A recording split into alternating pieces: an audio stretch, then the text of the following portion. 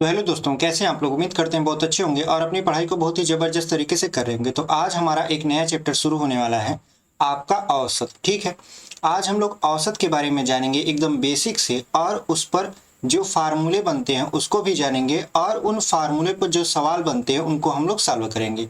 तो चलिए बिना देरी की वीडियो को शुरू करते हैं। और यदि आप हमारे परिश्रम बैच से जुड़कर पढ़ना चाहते हैं और मैथ शुरू सीखना चाहते हैं तो अभी हमारे चैनल कंसेप्ट विद अर्जुन को सब्सक्राइब कर लीजिए। वीडियो पसंद आएगी तो लाइक कर दीजिएगा और अपने दोस्तों तक भी इसे शेयर कर दीजिएगा। तो चलिए हम लोग औसत पढ़ते हैं। ठीक है, देखिए सबसे पहले आपको पता होना चाहिए कि औसत होता क्या है। तो आज हम लोग पहले बात करेंगे औसत के ऊपर कि औसत क्या होता है। तो देखिए, जब दो या दो से अधिक सजातीय राशियों के योगफल को उन राशियों की कुल संख्या से विभाजित करने पर प्राप्त परिणाम ही उन राशियों का औसत कहलाता है। कहने का मतलब ये होता है कि दो या दो से अधिक सजातीय जो राशियां होती हैं, अगर उनको जोड़ दिया जाए और जोड़ने के बाद उनकी संख्या यानी वो कितनी राशियां हैं उनसे भाग कर दिया जाए, तो जो रिजल्ट निकल कर आता है वो हमारा क्या होता है, एवरेज होता है, मतलब औसत होता है। ठीक है, औसत को हम लोग समांतर माध्य अथवा माध्य भी कहते हैं। आपने इसे समांतर माध्य अथवा माध्य के नाम से भी पढ़ा होगा। तो यहाँ पे देखिए, जो औसत है, औसत का फार्मूला क्या निकल कर आया है इस परिभाषा से, सभी राशियों का योग, यानी जो सजाती राशियां हमारी दी गई हैं उनका योग बटे उन राशियों की संख्या, यानी राशियों की कुल संख्या। तो जो औसत होता है, औसत बराबर क्या आया आपका, योग बटा की संख्या। आप इसे ऐसे भी कर सकते हो कि जो औसत है, औसत, तो औसत बराबर क्या होता है आपका, योग बटा के संख्या। आप ऐसे भी कर सकते हो। ये जो योग है वो सजाती राशियों का योग है और जो संख्या है वो सजाती राशियों की संख्या है। ठीक है, अब देखिए, अगर हम औसत को यहाँ पे यक्स पर बार से दर्शाएं और योग को दर्शाएं किससे, मान लेते हैं आपका योग को योग ही रहने दे और संख्या को दर्शा दे यन से। ठीक है, तो अगर हम देखें कि योग बराबर हमारा क्या होगा, जब हमारा औसत और संख्या दिया रहेगा तो इसका इसमें तिर्यक गुणा करवा दीजिए। तो तिर्यक गुणा करवाएंगे तो क्या रिजल्ट आएगा, औसत गुणे संख्या। ठीक है, यानी अगर हमको योग पता करना हो जबकि हमारा औसत और संख्या पता है, तो हम औसत का संख्या में गुणा करवा देंगे, हमारा योग पता चल जाएगा। और यदि हमें संख्या पता करनी हो, मान लेते हैं हमें संख्या पता करना है कि संख्या कितनी है, जबकि हमको औसत और योग पता है, तो हम लोग क्या करेंगे, योग में यानी सजाती राशियों के योग में औसत से भाग दे देंगे। औसत से क्या कर देंगे, भाग दे देंगे, तो हमारा संख्या पता चल जाएगा। तो उम्मीद करते हैं आपको औसत की परिभाषा और जो औसत का मेन फार्मूला होता है, संख्याओं का योग बटे आपका संख्या, ठीक है, वो समझ में आया होगा। अब चलिए इनके फार्मूले पर बात कर लेते हैं कि इनसे रिलेटेड कौन कौन से शुरुआती फार्मूले होते हैं जिनको आपको जानना बहुत जरूरी होता है और उन पर कभी कभी आपके क्वेश्चन भी पूछते हैं। तो चलिए हम लोग शुरू करते हैं। देखिए, उदाहरण के तौर पर हमने यहाँ पे आपको समझाने के लिए एक सवाल भी लिया है कि 1, 3, 6, 8, 10 का औसत ज्ञात कीजिए। तो आपने अभी अभी फार्मूला पढ़ा कि जो संख्या दी गई रहती है उनका योग बटे वो कितनी संख्या दी गई है उसको। तो सबसे पहले हमारी संख्या जो है वो है 1, 3, 6, 8 और 10, इनका योग करेंगे, यानी 1 + 3 + 6 + 8 + 10 जोड़ना पड़ेगा। उसके बाद ये कितने लोग हैं, तो देखिए 1, 2, 3, 4, 5, 5 लोग हैं, तो यहाँ पे बटे क्या करना पड़ेगा, 5। ठीक है, और यहाँ पर एवरेज निकाल रहे हैं, यक्स पर बार हम लगा दे रहे हैं। ठीक है, तो यहाँ पे यक्स पर बार यानी औसत बराबर क्या हो जाएगा, इनको जोड़ेंगे आप तो 3, 1, 4, 4, 6, 10 और 10, 10, 20, 20 और 8, 28। तो आप 28 बटे कितना कर दोगे, यहाँ पे 5 कर दोगे। ठीक है, तो यहाँ पे ये देखिए 1, 3, 6, 8, 10 का औसत जो हमारा निकल कर आएगा वो 5 से भाग करने पर निकलेगा, 5 × 5 = 25 और 5 × 6 = 30, यानी ये निकल कर आया 5.6 आपका, जो कि सही उत्तर है। तो उम्मीद करते हैं आपको औसत क्या होता है बहुत अच्छे तरीके समझ में आया होगा। ठीक है, चलिए बढ़ते हैं आगे। यहाँ पे देखिए, आप ऐसे भी कर सकते हो, अगर जोड़ना हो तो यहाँ पे 1, 3, 4, 6, 10, 10, 8, 18, 18, 10, 28 बटा क्या हो जाएगा आपका 5। ठीक है, आपका जो आंसर आएगा वो कितना आएगा 5.6। चलिए बढ़ते हैं आगे, उम्मीद करते हैं आपको ये समझ में आया होगा। अब देखिए अगला जो है हमारा टॉपिक वो है संख्याओं के औसत से संबंधित महत्वपूर्ण सूत्र। क्योंकि देखिए जब औसत आपका पूछा जाता है तो उसमें जो बेसिक रूल होते हैं उनमें यही रूल होते हैं जो कि आप अभी डिस्कस करने वाले हो, यानी संख्याओं के औसत से संबंधित महत्वपूर्ण सूत्र। इसमें जो पहला फार्मूला आपका आता है वो आता है प्रथम n प्राकृतिक संख्याओं का औसत बताइए। ये अक्सर आपसे पूछता है। तो प्रथम n प्राकृतिक संख्याओं का औसत का फार्मूला क्या होता है आपका, ये मेन फार्मूला होता है n + 1/2। ये है प्रथम n प्राकृतिक संख्या कैसे लिखी जाएंगी उसको बता रहा है, यानी 1 + 2 + 3 + ... n बटे n कर देंगे। अच्छा ध्यान दीजिए यहाँ पे जो प्रथम n कहा है तो शुरुआत यहाँ पे देखिए 1 से हुआ है, तो ऐसे वहां पर भी जब कहेगा तो आपको शुरुआत कहाँ से करनी होगी, 1 से करनी होगी, ठीक है। और आपका जो लास्ट फार्मूला लगेगा वो लगेगा n + 1/2। जैसे समझिए उदाहरण में कि प्रथम 50 प्राकृतिक संख्याओं का औसत क्या है, तो प्रथम 50 प्राकृतिक संख्याओं का औसत, तो यहाँ पे जो 50 है वो क्या है आपका, वो n है। तो n बराबर क्या है आपका 50 है और प्राकृतिक संख्या है, तो आपको क्या करना है इस फार्मूले पर बैठा देना है। तो यहाँ पे लिखोगे आप 50 + 1/2 कितना हो जाएगा 51/2। अगर काटोगे तो 2 दूना 4, उसके बाद 2 पंचे 10 और 2 पंचे 10, यानी कितना आएगा आपका 25.5। तो ऑप्शन नंबर डी में देख रहे हैं हमारा 25.5 दिया है और यही आपका क्या हो जाएगा, सही उत्तर हो जाएगा। तो प्रथम n प्राकृतिक संख्याओं के औसत का फार्मूला क्या होता है, n + 1/2। और उस पर सवाल कैसे आते हैं हमने आपको सॉल्व करके बता दिया। चलिए बढ़ते हैं आगे। आगे देखिए जो अगला क्वेश्चन है हमारा, लिखा है प्रथम n सम संख्याओं का औसत। पहले तो प्राकृतिक संख्या पूछा था, अब पूछ रहा है क्या, सम संख्या। तो सम संख्या की शुरुआत कहाँ से होती है, तो 2 से। तो 2 4 6 + ... +2n/n करेंगे तो जो हमारा रिजल्ट निकल कर आएगा वो आएगा n + 1। यानी जो संख्या हमारी दी गई रहती है उसमें हम लोग 1 जोड़ देते हैं। जैसे समझिए यहाँ पे लिखा है प्रथम 10 सम संख्याओं का औसत क्या होगा। तो यहाँ पर जो n की वैल्यू दिया है वो कितना दिया है 10, तो हमको एवरेज निकालना है यानी औसत निकालना है किस फार्मूले से, n + 1 से। तो हम लोग एवरेज निकालेंगे तो n की जगह पे कितना रखेंगे 10 + 1 बराबर कितना हो जाएगा आपका 11, ठीक है। अगर आप इसे बेसिक से समझना चाहते हो कि कैसे 11 आया, तो देखिए प्रथम 10 सम संख्या कौन कौन सा होगा, 2 होगा, 4 होगा, 6 होगा, उसके बाद कितना होगा 8 होगा, उसके बाद कितना होगा 10 होगा, फिर हो जाएगा आपका 12, फिर 14, फिर आपका 16, फिर आपका 18, फिर आपका क्या हो जाएगा 20। ये 10 संख्याएं हैं, मतलब 2 का पहाड़ा हमने 10 बार पढ़ लिया। 2 दूना 4, 6 8 10 12 14 16 18 20 कर दिया। और बटे में क्या करना है आपको, तो यहाँ पे कितनी संख्याएं 10 हैं। अगर आप इसको जोड़ोगे पूरा का पूरा तो कितना आएगा 110 आएगा। देखिए कैसे, यहाँ पे 4 2 6 6 6 12 12 8 20 20 10 30 30 और आपका 12 42 हो गया। 42 और 10 कितना हो जाएगा 52 52 और 4 कितना हो जाएगा आपका 56 56 और 10 कितना हो जाएगा 66 और 6 72 72 और 10 कितना हो जाएगा आपका 82 82 और 8 कितना हो जाएगा आपका 90, ठीक है। 90 और 20 कितना हो जाएगा 110। तो जो रिजल्ट आएगा 110 आएगा और बटे क्या है आपका 10, तो 1 0 से 1 0 खत्म हो गया। तो रिजल्ट आपका कितना आया, औसत 11 आया। देखिए फार्मूले से हमने कितने छोटे में सॉल्व कर दिया, और अगर हमने एकदम बेसिक तरीका अपनाया तो कितना बड़ा आया, ठीक है। मतलब हमको जोड़ना पड़ा, फिर भाग देना पड़ा, तो इतना न करना पड़े, इसलिए ये फार्मूलाज बनाए गए हैं जो कि आपके लिए बहुत उपयोगी हैं यदि आप इसको बहुत अच्छे तरीके से समझ गए तो। उम्मीद करते हैं आपको ये जो दूसरा फार्मूला हम बताए हैं बहुत अच्छे तरीके से समझ में आया होगा। चलिए बढ़ते हैं अपने अगले प्रश्न में।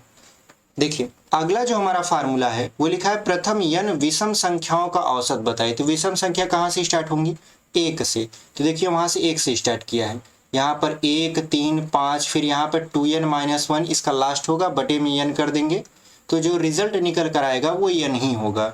यानी प्रथम n विषम संख्याओं का जो औसत होगा वो n ही होगा। जैसे समझिए लिखा है आपका 100 से कम सभी विषम संख्याओं का औसत होगा। तो अगर देखें 100 से कम, तो आप देखो 1 से लेकर 100 तक में जो संख्या होती है 50 होती है सम संख्या और 50 ही होता है विषम संख्या। आप जानते हो 50 क्या होता है, सम संख्या होता है, 50 होता है विषम संख्या। दोनों मिलकर कितनी संख्याएं बनाती हैं, 100 प्राकृतिक संख्याएं बनाती हैं। तो लेकिन हमसे क्या पूछ रहा है, हमसे पूछ रहा है 100 से कम सभी विषम संख्याओं का औसत। तो 100 से कम कितनी विषम संख्याएं हैं, 50 विषम संख्याएं, यानी n की वैल्यू हमें पता चल गई है 50। और औसत निकालेंगे तो एवरेज बराबर क्या होता है, n ही होता है प्रथम n विषम संख्याओं का। तो जो एवरेज इसका आएगा वो 50 ही आएगा, ठीक है। यानी जो हमारा उत्तर होगा वो 50 होगा। तो ऑप्शन नंबर बी देख रहे हैं हमारा 50 दिया है और यही आपका क्या हो जाएगा, सही उत्तर हो जाएगा। तो चलिए बढ़ते हैं अपने अगले प्रश्न में। देखिए हमारा जो अगला प्रश्न है, मतलब अगला फार्मूला है, वो है आपका प्रथम n प्राकृतिक संख्याओं के वर्गों का औसत। यानी अभी देखिए जब आप पढ़ रहे थे लस और मस, तो उसमें हमने इन्हीं सारे फार्मूलों को बताया था, लेकिन हमने वहां पे योग बताया था। अब यहाँ पर क्या हो गया, आपका औसत पूछ रहा है। फार्मूला वही है, बस थोड़ा सा क्या हो गया है, चेंज हो गया है लैंग्वेज। वहां पे योग पूछ रहा था, यहाँ पे औसत। तो प्रथम n प्राकृतिक संख्याओं के वर्गों का औसत कितना होता है, डायरेक्ट आप इस फार्मूले पर फोकस करिए। n+1 2n+1 बटा 6। और शुरू कब से होंगी, मतलब शुरू कहाँ से होंगी प्राकृतिक संख्या, 1 से। तो 1 का स्क्वायर, 2 का स्क्वायर, 3 का square plus dot dot dot plus n का स्क्वायर। तो इसके लिए फार्मूला क्या होता है, n+1 2n+1 बटा 6। यहाँ पे देखिए जो क्वेश्चन हमने लिया है प्रथम 5 संख्याओं के वर्गों का औसत कितना होगा। तो यहाँ पे प्रथम 5 प्राकृतिक संख्या होना चाहिए, ठीक है। यहाँ पे प्रथम 5 क्या हो जाएगा, प्राकृतिक संख्याओं के वर्गों का औसत बताइए। तो देखिए अब शुरुआत कहाँ से करेंगे, 1 से शुरुआत करेंगे। तो 1, और यहाँ पर n की वैल्यू अगर हम देखें, पहले फार्मूला आप लगाते हैं, तो n की वैल्यू कितना दिया है, 5 दिया है। तो एवरेज बराबर हम लोग फार्मूला क्या लगाएंगे, n+1, फिर यहाँ पर हो जाएगा 2n+1 बटा 6। अब यहाँ पर x पर बार बराबर n की वैल्यू कितना है, 5 है, तो 5 + 1, और यहाँ पर हो जाएगा 2 × 5 + 1 बटा 6। तो अगर आप देखो 5 और 1 ये कितना हो जाएगा, 6 हो जाएगा। तो यहाँ पे हम लोग लिख देते हैं, तो x पर बार बराबर कितना हो जाएगा, 6 × यहाँ पे 5 दूना 10 और 1 11, और बटा कितना हो जाएगा 6। तो 6 से 6 कैंसिल, तो x पर बार बराबर कितना हो जाएगा, 11। यानी जो हमारा एवरेज आएगा वो कितना आएगा, आपका 11 आएगा। तो option number B is the right answer. लेकिन अगर हम इसको बेसिक तरीके से जांचें कि जो हमारा आंसर है वो क्या सही आया है कि नहीं आया है, तो उसको जांचने के लिए हमको क्या करना पड़ेगा, जैसे प्रथम 5 प्राकृतिक संख्या है, तो पहली प्राकृतिक संख्या यदि हम 1 माने, तो 1 का स्क्वायर क्या होगा, 1 ही होगा। 2 का स्क्वायर हो जाएगा 4, उसके बाद 3 का स्क्वायर हो जाएगा 9, 4 का स्क्वायर हो जाएगा 16, और 5 का स्क्वायर हो जाएगा आपका 25। अब इन सबको जोड़िए, क्योंकि हम जानते हैं जो फार्मूला होता है वो होता है पदों का योग बटे पदों की संख्या। तो यहाँ पे यदि हम इसको जोड़ें, देखिए 16 और 4 कितना हो गया, 20 हो गया, और 9 और 1 कितना हो गया, 10 हो गया। तो 10 और 20 कितना हो जाएगा, 30। 30 और 20 कितना हो गया, 50। 50 और 5 कितना हो गया आपका, 55 हो गया। तो जो योग आपका आया वो कितना आया आपका, 55 आ गया, ठीक है। और बटे संख्या होता है, यानी x पर बार बराबर क्या होता है, योग बटा के संख्या। संख्या है 5, तो 5 से यदि 55 को अगर काटेंगे आप, तो कितना रिजल्ट मिलेगा आपको, 11 ही मिलेगा। इसका मतलब यह है कि अगर हम फार्मूले से लगाते हैं तो हमारा समय बचेगा, बेसिक से लगाएंगे तब पर भी आएगा, लेकिन समय आपका थोड़ा ज़्यादा लगेगा, ठीक है। क्योंकि ये तो बहुत छोटा सवाल है, बड़े सवालों में समय ज़्यादा लगता है। तो चलिए बढ़ते हैं अपने अगले फार्मूला में। हमारा जो अगला फार्मूला है वो लिखा है आपका प्रथम n प्राकृतिक संख्याओं के घनों का औसत। अभी तक तो हम वर्गों का औसत पढ़े हैं, लेकिन घनों का औसत पढ़ेंगे। यानी घन का मतलब क्या होता है, क्यूब होता है, यानी उस संख्या का आपस में 3 बार गुना। तो 1 का क्यूब, 2 का क्यूब, 3 का क्यूब अगर आपस में से जुड़ रहे हैं n तक, तो n का क्यूब बनेगा। इसके लिए फार्मूला क्या होता है, n+1 का होल स्क्वायर बटा 4। तो यहाँ पे देखिए प्रथम 6 प्राकृतिक संख्याओं के घनों का औसत क्या होगा। तो हमने जैसा फार्मूला है वैसे ही क्वेश्चन लिया है, ताकि आपको एकदम अच्छे तरीके से समझ में आ जाए। तो यहाँ पे n की वैल्यू कितना है आपका, 6 है, तो आपको क्या रखना है, 6 रखना है एवरेज बराबर, और उसके बाद यहाँ पे रखना है 6 + 1 का होल स्क्वायर बटे यहाँ पर 4 हो जाएगा। तो यहाँ पे औसत बराबर हो जाएगा आपका 6 × 6 1 7, 7 का स्क्वायर 49 बटे 4। अब इसको काटेंगे तो 3 हो जाएगा, ये 2 हो जाएगा। तो x पर बार बराबर, इसको यदि 2 से काट दें तो 2 दूना 4, 2 चौका 8, 2 पंचे 10, ठीक है। तो ये हो जाएगा 24.5। तो 5 तिहाई 15 और 24 त्रिक 72 और 1 73, यानी जो हमारा एवरेज आएगा वो आएगा 73.5। तो ऑप्शन नंबर बी में देख रहे हैं हमारा 73.5 है और यही आपका क्या हो जाएगा, सही उत्तर हो जाएगा। लेकिन क्या ये आपका बेसिक से आएगा, तो बेसिक से भी आ जाएगा। देखिए कैसे, अगर हम 1 का क्यूब करेंगे तो 1 ही आएगा, 2 का क्यूब करेंगे 8 आएगा, 3 का क्यूब करेंगे 27 आएगा, 4 का क्यूब करेंगे तो आपका 4 चौक 16 चौका 64 आएगा, 5 का क्यूब करेंगे तो आएगा 125, ठीक है। और 6 का क्यूब करेंगे तो कितना आ जाएगा आपका 216। इन सब को जोड़ेंगे तो कितना आ जाएगा आपका 441। इन सब को जोड़िए, देखिए 8 और 1 9, 9 7 16, 16 4 20, 20 5 25 और 6 कितना हो जाएगा 31, और यहाँ पर हो जाएगा 2 6 8, 8 2 10, 10 1 11, 11 और आपका 3 कितना हो जाएगा 14, और 2 1 3, 3 और 1 4, 441 आ गया।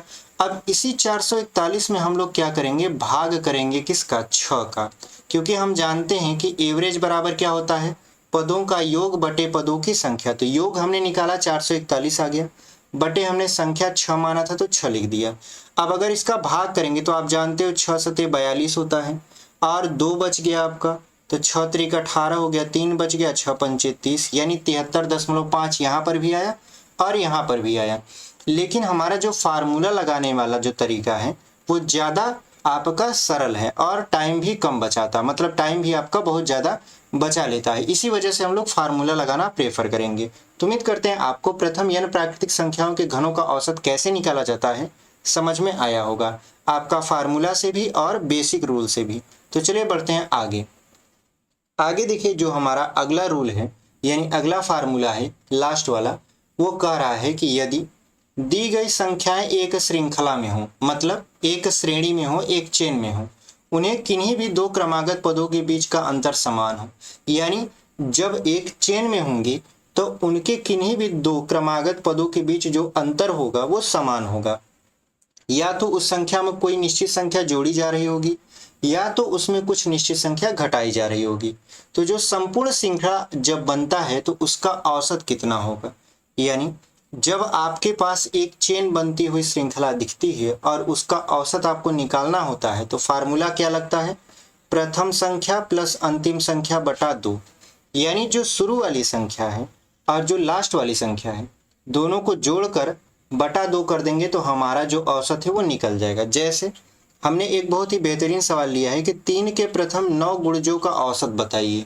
तो 3 के प्रथम 9 गुणज का मतलब जब भी गुणज कहे तो आप समझ लीजिए जिस संख्या का गुणज कह रहा है उसका पहाड़ा पढ़ना है। जैसे 3 का प्रथम 9 गुणज, तो संख्या 3 का 9 गुणज पूछ रहा था, इसका मतलब ये है कि हमको 3 का पहाड़ा 9 बार पढ़ना है।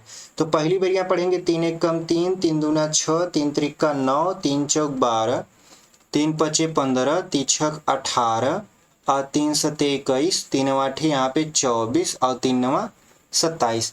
अगर आप देखो तो सबके बीच जो अंतर है वो 3 का ही है कि नहीं है।